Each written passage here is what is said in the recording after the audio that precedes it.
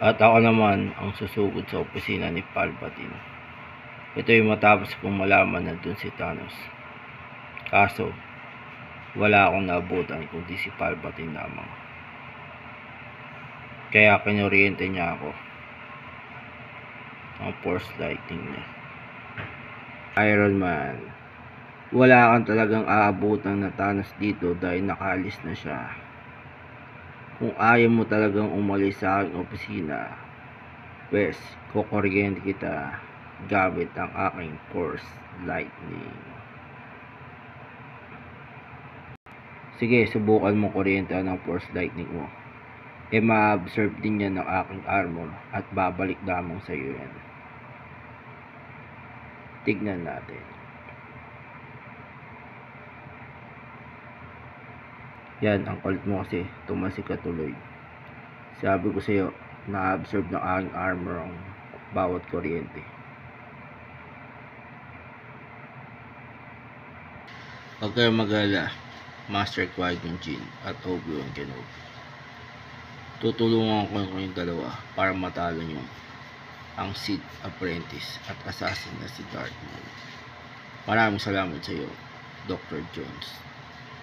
Tara, mag-ready na tayo para sa nalapit nating pagsugod sa palasyo. Kasama sila Queen Amidala. Tama ka dyan. At ako nang balang tumapos sa Darth Maul na yun. Kaya nangako sa dalawang Jedi kanina. At para matigil na ang ginagawang pambubuli ng kartel at mafia sa mga malilit na mga isda,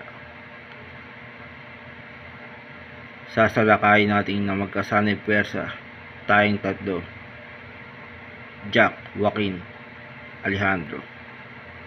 At sila namang tatlo, Michelangelo, Son Goku at Red Mystic Ranger, ang mga kartel. Jack, na magkakaroon ng matinding labanan sa pagitan nating dalawa. At para tuluyan na rin masugpo ang kasamaan ng kartel at mafia. Para tuluyan na ding magwakas ang kanilang paghahari sa lahat ng anumang bagay dito sa ating bayan.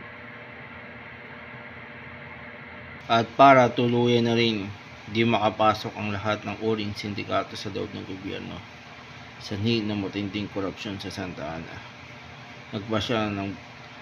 Nagpasya ang buong Korte Suprema na magpapasa ng isang batas tungkol dito para tuluyan ng magwakas ang kasamaan ng mafia.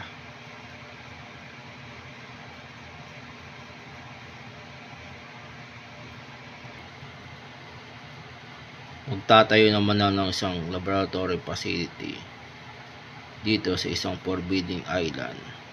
Tayong dalawa, Don Luis. Tama ka dyan, Count Dooku. Para doon itago ang super weapon ng Separatist Army. At para may itago na rin ang ginagawa kong anomalya sa pamahalaan.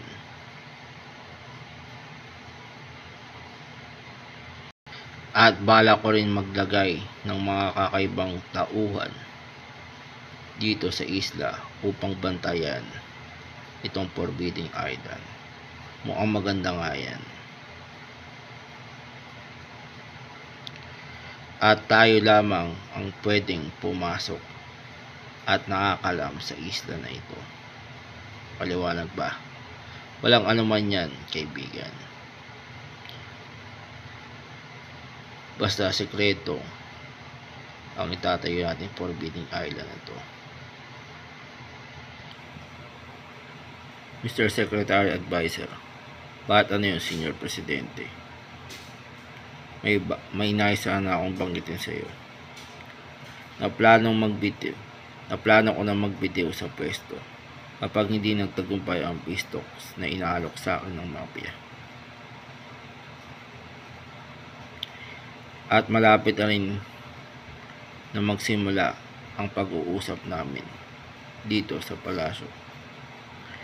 If sakaling papayagan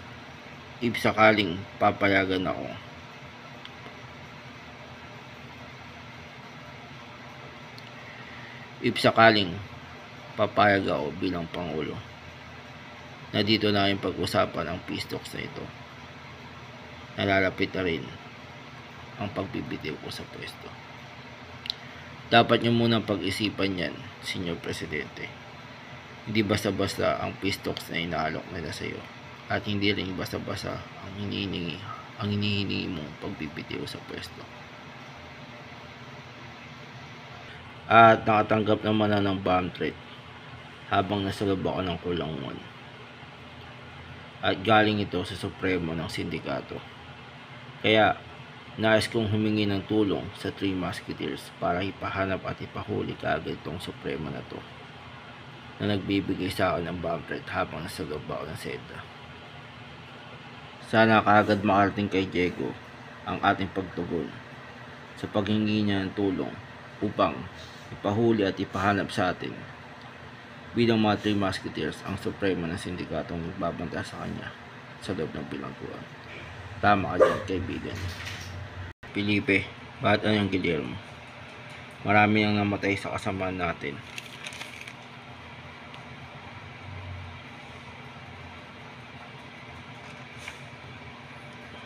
Sa mga korap na politikong gustong tumakas gamit ang backdoor. Tama ka dyan, pinsan. Ganyan talaga ang sistema natin. Bilang mga sundalo, kailangan natin mamatay upang ipaglaban ang kalayaan at karapatan ng bayan. The Toolbox Production with Babayago Pictures. Johnny Palma, Toy Play Presentation present. Blaster Season 8, The Phantom Zorro, created by Johnny Palma. #NowPlay. And the legends continues. The end.